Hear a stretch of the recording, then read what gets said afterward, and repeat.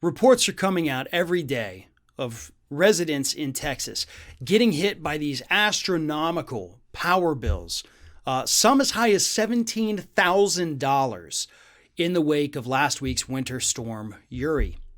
And the reason this is happening is because Texas is one of the very few states out there where residents actually get to choose where their power comes from.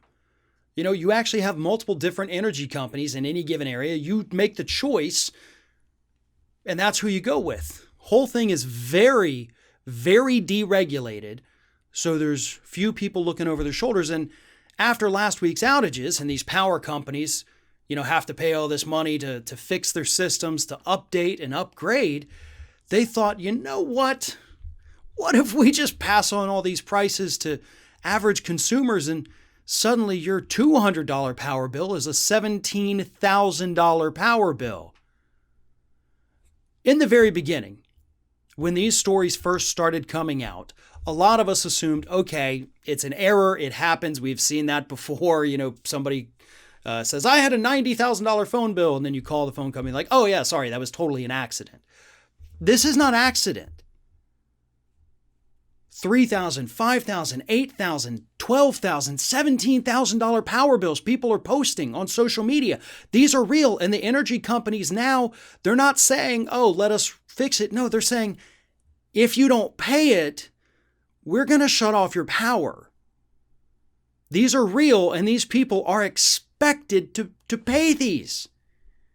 And they have obviously no means to do that. I think there's very few people in this country, in fact, I'd wager a bet to say 99% of us, who couldn't pay a power bill like that if it suddenly got dropped on us, especially when we weren't the ones who screwed up.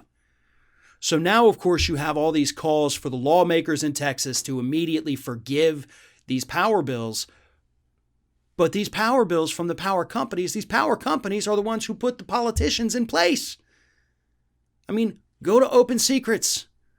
Look at how the money flows in the state of Texas from the energy companies to the politicians. What are the odds the politicians are going to say, hey, sorry, donor, you're not going to get your money? What do you think is going to happen then? The power company is going to say, well, then sorry, politician, you're not going to get your money.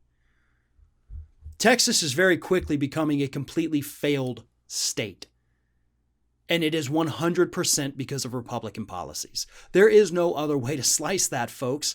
This is the way it is because Republicans created it this way to benefit the power companies. And now they're passing the problems on to you. Privatize the profits, externalize the risks. That is what conservative government gets you.